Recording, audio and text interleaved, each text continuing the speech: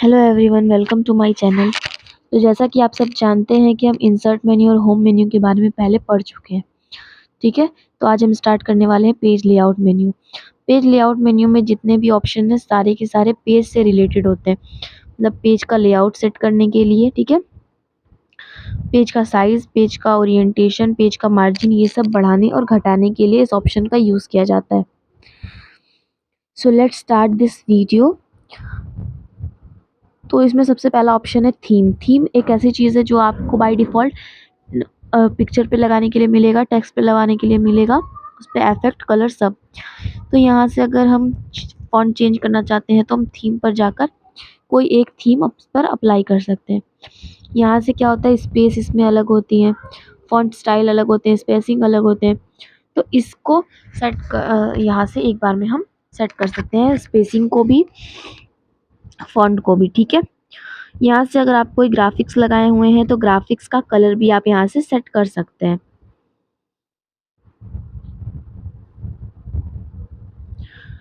उसके बाद आप, अगर आपको थीम अच्छी लग रही है, स्पेसिंग सब अच्छी लग रही है, बस इसका फ़ॉन्ट आपको अच्छा नहीं लग रहा है, तो आप यहाँ से इसका फ़ॉन्ट भी चेंज कर सकते हैं। ठीक है, जो भी आपको फ़ॉन्ट चाहिए आप उस पर क्लिक करके नॉर्मली आप उसको चेंज कर सकते हैं। नेक्स्ट है आपका इफ़ेक्ट। इफ़ेक्ट ऑप्शन का यूज़ किया जाता है इफ़ेक्ट लगाने के लिए। तो इसके लिए हम एक इमेज ले लेते हैं इंसर्ट में। आप सब जानते हैं हम इंसर्ट में आपको बताए थे। अगर आपने मेरी पहली वीडियो नहीं देखी है तो आप डिस्क्रिप्शन में मैं लिंक दे दूँगी, आप उसमें से जाकर देख सकते हैं। तो यहाँ से हम पिक्चर इंसर्ट कर लिए। अब हम पेज लेआउट पर जाकर इफ़ेक्ट पर क्लिक करके यहाँ से कोई भी इफ़ेक्ट अपने पिक्चर में लगा सकते हैं। ठीक है, तो थीम एक ऐसी चीज़ है जो आपको पिक्चर, टेक्स्ट और फ़ॉन्ट सब पर इफ़ेक्ट लगाने के लिए एक ही बार में एप्लीकेशन देती है। क्लियर? अब नेक्स्ट हम स्टार्ट करते हैं अपना पेज सेटअप ग्रुप। ठीक है, पेज सेटअप ग्रुप में सारे ऑप्शन होते हैं पेज को सेट करने के लिए, मतलब पेज का साइज, पेज का मार्जिन, पेज का ओरिएंटेशन, पेज में हम जो भी लिख रहे हैं वो कितने कॉलम में रहेगा, कितने रो में रहेगा, पेज पे लाइनिंग नंबर होनी चाहिए कि नहीं होनी चाहिए, तो इस सब चीज़ों को सेट करने के लिए। So let's start margin. Margin group पे क्लिक करने से मार्जिन क्या होती है कि हमारे पेज की साइड में जो एरिया होता है उसी को हम मार्जिन कहते हैं। तो अगर हम चाहते हैं कि हमारे पेज का एरिया थोड़ा कम हो, थोड़ा ज़्यादा हो, तो हम यहाँ से मार्जिन सेट कर सकते हैं। इसमें जो पहला है हमारा नॉर्मल है बाय डिफ़ॉल्ट। अगर हम चाहें तो इसे नैरो करके देख सकते हैं। नैरो करने से क्या होता है, मार्जिन का एरिया बहुत कम हो जाता है। वहीं जगह मॉडरेट करते हैं हम तो इसका एरिया थोड़ा सा ज़्यादा हो जाता है टॉप एंड बॉटम से, लेकिन राइट एंड लेफ्ट से कम रहता है। ऐसे हम नैरो कर रहे हैं, देख सकते हैं आप, एरिया जो है मार्जिन का बहुत कम हो गया, तो इसी को हम मार्जिन कहते हैं। मॉडरेट करने से टॉप पे हमारा ज़्यादा हो गया। अगर आप चाहें तो इसे कस्टमाइज़ भी अपने अकॉर्डिंग कर सकते हैं। जैसे अगर आपको हर तरफ से 1-1 सेंटीमीटर की मार्जिन छोड़नी है तो आप यहाँ से जाकर लेफ्ट, राइट, सेंटर जितने में भी आपको जैसे चाहिए, तो हमको सब में 1 सेंटीमीटर की मार्जिन चाहिए, तो हम लेफ्ट में भी 1 भरते हैं, राइट में भी, बॉटम में भी और टॉप में भी। ठीक है, 4 साइड से हमें इक्वल मार्जिन चाहिए। 1 सेंटीमीटर लिख के हैं एंड बेसिकली हम ओके करते हैं यहाँ पे।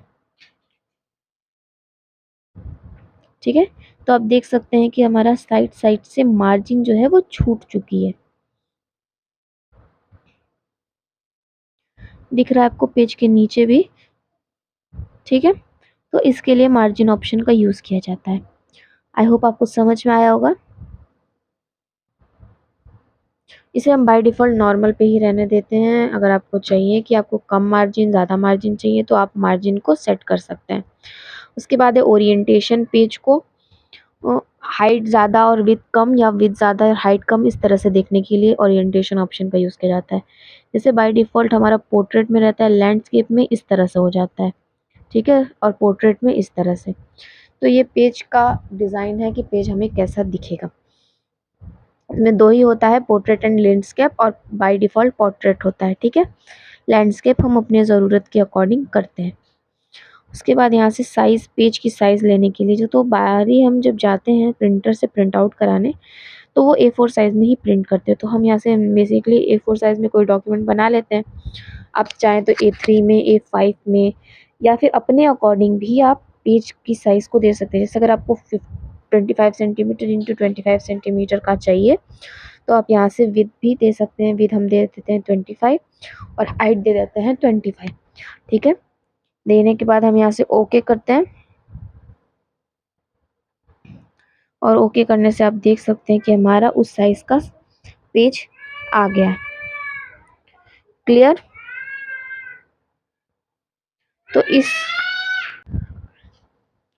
तो साइज़ भी आपको समझ में आया होगा। अब देखते हैं कॉलम क्या होता है। जैसे हमारे पेज पर जो भी लिखा है इसे हम कॉलम वाइज देखना चाहते हैं। अभी तो ये एक कॉलम में है, हम इसे 2 कॉलम में करना चाहते हैं, तो हम यहाँ से 2 कॉलम कर सकते हैं। तो आप देख सकते हैं हमारा जो भी पैराग्राफ था वो 2 कॉलम में डिवाइड हो गया है। 3 में भी कर सकते हैं, ठीक है? और अपने अकॉर्डिंग कस्टमाइज़ भी कर सकते हैं। जैसे हम यहाँ पे नंबर ऑफ कॉलम में लिखते हैं 5, 5 लिख के ओके करते हैं, तो हमारे 5 कॉलम्स डिवाइड हो जाते हैं। अपने लिखे हुए पैराग्राफ को कॉलम्स में डिवाइड करने के लिए कॉलम ऑप्शन का यूज़ किया जाता है। यहाँ से हम इसको नॉर्मली 1 कॉलम में कर देते हैं, ठीक है? उसके बाद यहाँ पे पेज ब्रेक है। ब्रेक क्या होता है? इंसर्ट में भी आपको पेज ब्रेक बताया गया होगा, है ना? तो वही ब्रेक यहाँ पर भी होता है, पेज को ब्रेक करने के लिए, कॉलम को ब्रेक करने के लिए, और text wrapping. Text wrapping option का भी यूज़ इसमें बताया गया है। टेक्स्ट रैपिंग यूज़ का ऑप्शन का यूज़ हम फॉर्मेट मेन्यू में भी पढ़ेंगे, जब हम फॉर्मेट मेन्यू लास्ट में पढ़ेंगे। यहाँ पे भी हम थोड़ा सा उसके बारे में जान लेंगे। ठीक है, तो हम यहाँ से ब्रेक देखते हैं। पहला पेज ब्रेक, वही सेम चीज़ें हैं जो हमारी को उसमें थी। हमने कर्सर रखा वहाँ पे जहाँ पे से हमें ब्रेक करना था, और हम यहाँ से ब्रेक ऑप्शन पे क्लिक कर देते हैं, ठीक है? उसके बाद है कॉलम, एक पैराग्राफ से हटाकर दूसरे पैराग्राफ में ऐड करने के लिए, तो हम यहाँ से कॉलम पे क्लिक करेंगे ब्रेक में जाकर। अब देख सकते हैं वहाँ से वो पैराग्राफ हटकर दूसरे वाले पैराग्राफ में ऐड हो गया है। तो इस तरह से एक पैराग्राफ, एक कॉलम को हटाकर दूसरे कॉलम में ऐड करने के लिए कॉलम ब्रेक ऑप्शन का यूज़ किया जाता है। उसके बाद है text wrapping. Text wrapping option जो है आपका अरेंज ग्रुप में भी आपको दिख रहा होगा, ठीक है? तो हम वहाँ पे भी उसको अच्छा आसानी से एकदम डिटेल वाइज सीखेंगे। तो आई होप आपको अभी तक यहाँ तक कोई दिक्कत नहीं होगी। उसके बाद है लाइन नंबर, ठीक है? लाइन नंबर ऑप्शन का यूज़ क्यों किया जाता है ये भी देख लेते हैं हम। जैसे हमने यहाँ पे देख सकते हैं आप, 2 हम पैराग्राफ लिखे हैं, 2 पेज है, दोनों पे हमारे कुछ-कुछ पैराग्राफ्स हैं। तो हम चाहते हैं कि हर पैराग्राफ के हर लाइन पर नंबरिंग लग जाए, तो हम यहाँ से लाइन नंबर का यूज़ करते हैं। ये जो आपको पे ब्रेक के नीचे के ऑप्शन दिख रहे हैं, ये सब आप लोग खुद से चेक करेंगे, ठीक है? इसमें जो नया वाला वर्ज़न है माइक्रोसॉफ्ट वर्ड का, उसमें ये सारे ऑप्शन नहीं दिए गए हैं। ये वाला आप लोग चेक करेंगे, और अगर आपको में से किसी को कोई दिक्कत होगी तो आप हमें कमेंट में पूछ सकते हैं, ठीक है?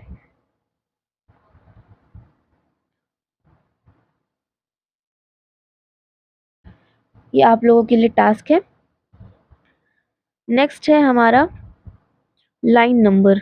अगर हम अपने ईच पैराग्राफ की हर लाइन पर नंबरिंग देना चाहते हैं, तो हम यहाँ से लाइन नंबर दे सकते हैं। यहाँ से हम कंटिन्यूअस करें तो हर पेज पे, जब एक पेज पे 15 तक हुआ, तो नेक्स्ट पेज पे 16 से बाय डिफ़ॉल्ट वो ऑटोमेटिकली स्टार्ट हो जाएगा। रीस्टार्ट ईच पेज करते हैं तो एक पेज पर 15 है, तो फिर नेक्स्ट पेज से फिर 1 2 3 स्टार्ट होगा, ठीक है? तो इस तरह से इसमें बहुत सारे ऑप्शंस हैं। ये इसी के लिए होते हैं कि शुरू से स्टार्ट करना है कि हमें कंटिन्यूअस करना है, मतलब जितनी लाइन्स हैं उन सारों को एक साथ देखना है, ठीक है? तो आप देख सकते हैं लाइन्स हमारी ऐड हो गई हैं, मतलब लाइन्स में जो नंबरिंग थी वो ऐड हो गई है। तो यहाँ तक आपको समझ में आया होगा आई होप। अब नेक्स्ट ऑप्शन है हाइपेनेशन। हाइपेनेशन एक साइन होता है। जैसे अगर हम कोई पैराग्राफ लिख रहे हैं, उसमें कोई बहुत बड़ा सा वर्ड है, हम चाहते हैं कि वो लाइन जो है वो हमारी टूटे ना, बड़ा वर्ड भी हो, आधा एक लाइन में लिख जाए, आधा दूसरी लाइन में। जैसे हमारा यह डॉक्यूमेंट जो है वो देखिए उतनी जगह छोड़कर और हमारा नीचे चला गया है। तो इसके लिए हम ऑटोमेटिक से जाके हाइपेनेशन ऑन कर देते हैं। तो आप देख सकते हैं कि जो डॉक्यूमेंट था वो DOCU ऊपर तक लिखा है, और बाकी का जो है वो नीचे लिख दिया है हाइपेनेशन का साइन लगा के, मतलब एक छोटा सा डैश लगाकर, तो उसी को हाइपेनेशन कहा जाता है। यहाँ से हम इसे ऑटोमेटिक पर क्लिक करते हैं,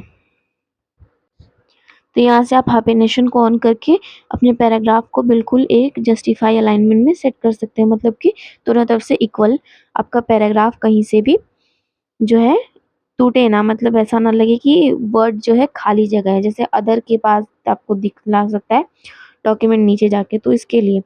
अब है वाटरमार्क। वाटरमार्क क्या होता है? पेज पर हल्का सा छाया या फिर शैडो की तरह इफेक्ट लगाने के लिए वाटरमार्क ऑप्शन का यूज किया जाता है। यहाँ पे आपको दिख रहा होगा कॉन्फिडेंटल लिखा था, तो उस टाइप का वाटरमार्क लगा सकते हैं। यहाँ से आप कस्टम वाटरमार्क लगाकर अपने अकॉर्डिंग टेक्स्ट लिख सकते हैं, जैसे हम यहाँ टेक्स्ट में लिख देते हैं यूनिक, ठीक है, यूनिक कंप्यूटर। यहाँ से हम इसका फॉन्ट भी चेंज कर सकते हैं, फॉन्ट कौन से फॉन्ट में हमें अपना जो है टेक्स्ट वाटरमार्क लगाना है। हम पिक्चर वाटरमार्क भी लगा सकते हैं। कलर हमने लिया पर्पल, यहाँ से हम अप्लाई करते हैं तो हमारा वाटरमार्क पेज पर अप्लाई हो जाता है, ठीक है। देख सकते हैं आप, डायगोनल किए हैं तो ये तिरछे में हुआ है, और अगर हम इसको हॉरिजेंटल करते हैं तो ये हमारा बिल्कुल पेज के सीधे में होता है। तो इस तरह से आप टेक्स्ट वाटरमार्क लगा सकते हैं। अगर आपको पिक्चर वाटरमार्क लगाना है तो आप पिक्चर वाटरमार्क भी लगा सकते हैं। कस्टम वाटरमार्क पे जाना है, पिक्चर वाटरमार्क पे क्लिक करना है, यहाँ से आप उसको सेलेक्ट करना है पिक्चर, कोई भी आप यहाँ से पिक्चर को सेलेक्ट करके अपने वाटरमार्क पे लगा सकते हैं। जैसे आप देखे होंगे बहुत सारी बुक्स में लोगोज लगे होते हैं, तो उसको इसी तरीके से लगाया जाता है, ठीक है। यहाँ से हम अप्लाई करते हैं, देख सकते हैं आप जो है पिक्चर जो है हमारी वाटरमार्क में लग गई है, वाटरमार्क की तरह हमारे टेक्स्ट के पीछे पीछे ये लग चुकी है, ठीक है। तो इसके लिए वाटरमार्क ऑप्शन का यूज़ किया जाता है। ये बाय डिफ़ॉल्ट सारे पेजेस में लग जाता है। हमें इसे हटाना है तो वाटरमार्क पर ही क्लिक करेंगे और यहाँ से कस्टम वाटरमार्क को यहाँ के नीचे रिमूव वाटरमार्क कर देंगे, तो हमारा देखिए पेज पर से वाटरमार्क जो था वो हट गया है, ठीक है। पेज कलर, पेज का डिफरेंट कलर देने के लिए हम पेज कलर ऑप्शन का यूज़ करते हैं। यहाँ पे आपको बहुत सारे कलर्स मिलेंगे, आप जिस भी कलर में पेज को करना चाहते हैं यहाँ से आप अपना पेज कलर कर सकते हैं। देख सकते हैं आप पेज हमारा पूरा टोटली कलर हो गया है, ठीक है। तो पेज को पूरा एक बार में कलर करने के लिए इस ऑप्शन का यूज़ किया जाता है।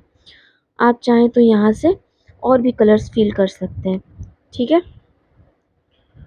इसके लिए हम पेज कलर पे ही जाएंगे, यहाँ से हम फिल इफेक्ट्स पे क्लिक करेंगे। यहाँ पे आपको देखिए प्रीसेट दिखेगा, प्रीसेट पे जब आप क्लिक करेंगे तो पहले से सेट किए गए कुछ कलर कॉम्बिनेशन आपको दिखेंगे। हम यहाँ से उसको भी ले सकते हैं, हॉरिजॉन्टल डायगोनल सब ले सकते हैं। यहाँ पे आपको नाम दिखेंगे, यहाँ आपको प्रीव्यू भी दिखेगा। इस पे बेसिकली आपको क्लिक करना और आपका पेज उस प्रीसेट कलर्स में जो है कलर हो जाएगा, ठीक है। तो इसके लिए इस ऑप्शन का यूज़ किया जाता है। समझ में आ गया होगा। फिल इफेक्ट में जाना है आपको, यहाँ से प्रीसेट कलर पे कोई भी आपको कलर का कॉम्बिनेशन लेना है, ओके कर देना है, आपका कलर फिल हो जाएगा, ठीक है।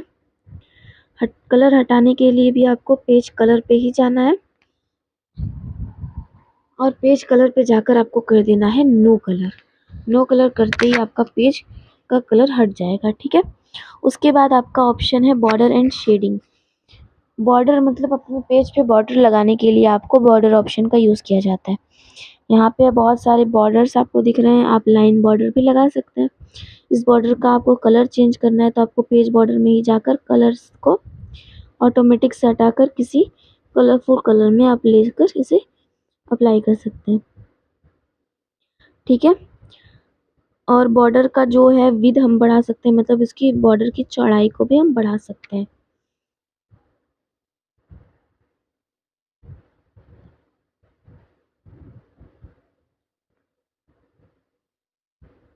अगर हमें बॉर्डर में कुछ फैंसी जैसे डिज़ाइन वगैरह लगाना है तो हम यहाँ से बॉर्डर में डिज़ाइन भी लगा सकते हैं, क्लियर। हटाना है तो हम यहाँ से बॉर्डर पे नन पे क्लिक करेंगे और ओके कर देंगे तो हमारा बॉर्डर हट जाएगा, ठीक है। अब है इंडेंट, मतलब जो हमारा रूलर पे इंडेंट दिखता है उसको घटाने बढ़ाने के लिए लेफ्ट से राइट और लेफ्ट राइट से लेफ्ट। यहाँ पे हम लेफ्ट साइड से बढ़ा रहे हैं तो देखिए ये लेफ्ट साइड से बढ़कर राइट साइड में जा रहा है, और इसको घटाएंगे तो ये फिर से वापस अपोजिट डायरेक्शन में मूव करने लगेगा। ठीक है, हम इसे राइट साइड से करते हैं तो ये राइट साइड से मूव होगा, मतलब इंडेंट को घटा बढ़ाकर अपने पैराग्राफ को सेट करने के लिए इंडेंट ऑप्शन का यूज किया जाता है। यहाँ पे हम लिख भी सकते हैं, देख ही सकते हैं आप, लिख के भी हम यहाँ पे सेट कर सकते हैं इंडेंट को। उसके बाद है स्पेसिंग, पैराग्राफ में स्पेसिंग देनी, जैसे हम बिफोर कर रहे हैं तो पैराग्राफ के बिफोर मतलब पहले स्पेसिंग बढ़ रही है, उसी तरीके से पैराग्राफ के आफ्टर में भी हम, मतलब पैराग्राफ के बाद में भी हम स्पेसिंग को दे सकते हैं। ठीक है, यहाँ से बढ़ाया घटा के सेलेक्ट करना पड़ेगा हमें दो पैराग्राफ को, तो दो पैराग्राफ हम लेकर उसको देख सकते हैं। अब यहाँ से हम देख लेते हैं पोजीशन, जैसे हम यहाँ से एक पैराग्राफ लिए और एक इमेज लिए, तो अब इसकी अलग अलग पोजीशन जैसे बुक में होती है वैसा सेट करने के लिए हम पोजीशन ऑप्शन का यूज़ करते हैं। ठीक है, यहाँ से आप अलग अलग पोजीशन में से सेट कर सकते हैं, देख सकते हैं आप, ऐसा बुक में भी होता है ना, एक इमेज लिख जाती है और उसके बारे में साइड में पैराग्राफ में बता दिया जाता है, तो उसी पोजीशन को यहाँ से भी हम सेट कर सकते हैं। ठीक है, यहाँ से आप एडवांस लेआउट में जाकर लेफ्ट राइट सेंटर और भी पोजीशंस में, जैसे लेफ्ट राइट सेंटर पोजीशन में भी सेट कर सकते हैं, वही चीज़ जो आप यहाँ से करेंगे आप वहाँ से भी कर सकते हैं। ठीक है, अब हम देख लेते हैं bring to front and send to backward, ये दोनों ऑप्शन जो है आगे पीछे करने के लिए, मतलब एक ऑब्जेक्ट से एक ऑब्जेक्ट को ऊपर या एक ऑब्जेक्ट से एक ऑब्जेक्ट को नीचे करने के लिए। तो हम यहाँ से दो ऑब्जेक्ट बना लेते हैं समझने के लिए, एक सर्कल बना लेते हैं और एक हम रेक्टेंगल बना लेते हैं राउंडेड कॉर्नर्स वाला।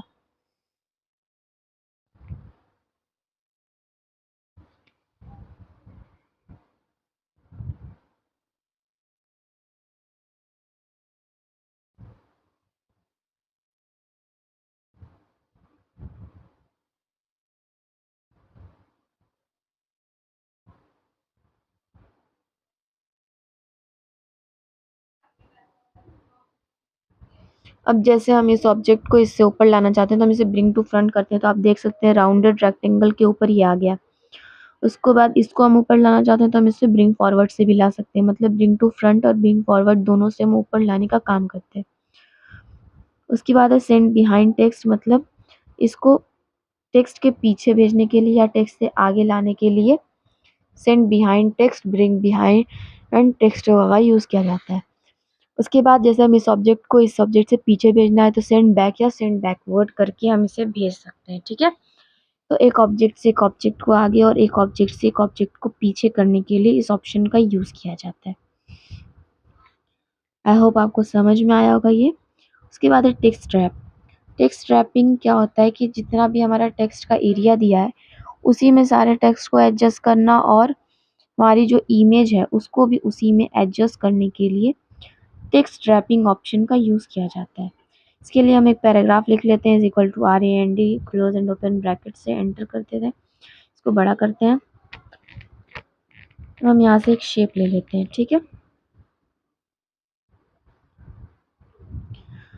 जैसे आप अलाइनमेंट का यूज़ करते हैं ना अलग अलग पोजीशन में सेट करने के लिए, वैसे ही इसका भी, तो लेआउट के जितने भी ऑप्शन है सारे इसी के लिए। तो यहाँ से हम इन लाइन विथ टेक्स्ट करें या फिर स्क्वायर, देख सकते हैं आप स्क्वायर इसका शेप हो गया है। ठीक है, अगर हम चाहें तो इसे टाइट करके, मतलब टेक्स्ट इस ऑब्जेक्ट के अगल बगल में हो जाए, जहाँ भी हम ले जाएं तो ऑब्जेक्ट का से टेक्स्ट छुपे ना। ठीक है, इसके बाद है हमारा बिहाइंड टेक्स्ट, टेक्स्ट के पीछे अगर लगाना है ऑब्जेक्ट तो हम यहाँ से लगा सकते हैं। In front of text, text के ऊपर लगाने के लिए। टॉप एंड बॉटम, टेक्स्ट को ऑब्जेक्ट के ऊपर और नीचे फैलाने के लिए। ठीक है, थ्रो करेंगे तो हमारा टेक्स्ट जो है ऑब्जेक्ट के साइड बाय साइड दिखेगा, तो इसके लिए इन सारे ऑप्शंस का यूज़ किया जाता है। उसके बाद है अलाइनमेंट, अलग अलग अलाइनमेंट में सेट करने के लिए, जैसे अगर लेफ्ट करेंगे तो लेफ्ट में, मिडल करेंगे तो मिडल में, सेंटर करेंगे तो सेंटर में। ठीक है, तो अलग अलग अलाइनमेंट में सेट करने के लिए अलाइनमेंट ऑप्शन का यूज़ किया जाता है। यहाँ तक समझ में आया होगा आई होप आप लोगों को। उसके बाद हमारा नेक्स्ट ऑप्शन जो है इसमें ग्रुप का है। तो इसके लिए हम पहले अपना पैराग्राफ डिलीट कर लेते हैं।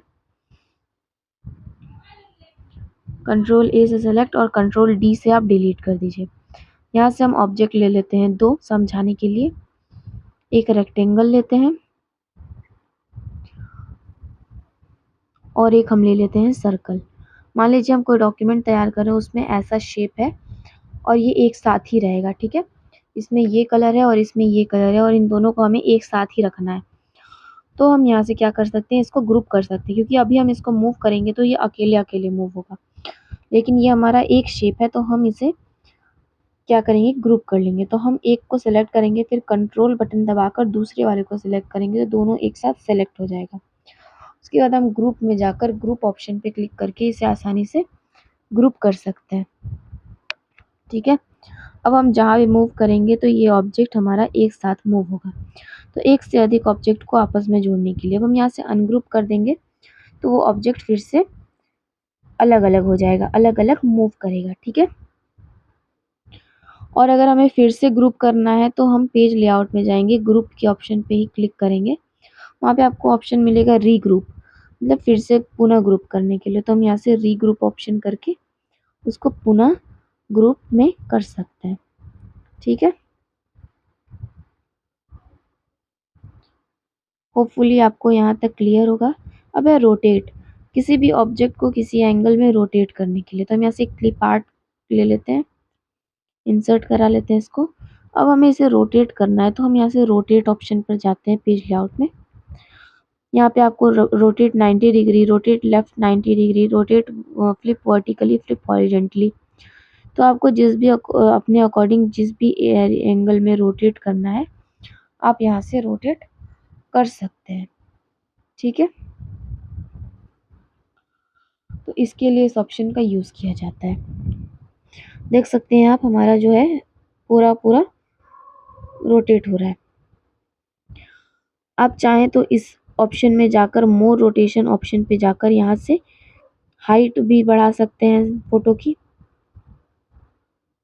दिख रहा होगा आपको फोटो हमारी जो है बढ़ रही है। और साथ ही साथ इसका रोटेशन एंगल, कितने एंगल पे आपको इसे रोटेट करना है वो भी आपको यहाँ से बढ़ा सकते हैं। और बढ़ाने के बाद आप यहाँ से इसको देख सकते हैं। यहाँ पे आपको ऊपर जो है ग्रीन डॉट दिख रहा होगा, यहाँ से भी आप फोटो को रोटेट कर सकते हैं वहाँ बिना जाए। अगर आपकी फ़ोटो मूव ना करे तो आप इसे टेक्स्ट ड्रैग कर लीजिए तो आपकी फ़ोटो मूव करने लगेगी। तो ये वाले ग्रीन पॉइंट को भी आप पकड़ के इसे रोटेट कर सकते हैं, ठीक है। तो आई होप आपको पेज लेआउट के सारे ऑप्शन क्लियर हो गए होंगे। अगर आपको कोई भी डाउट हो तो आप वीडियो को फिर से देख सकते हैं या फिर आप कमेंट करके पूछ भी सकते हैं, ठीक है। सो अब नेक्स्ट वीडियो में हम स्टार्ट करेंगे reference menu. Like and subscribe to my video. Thank you.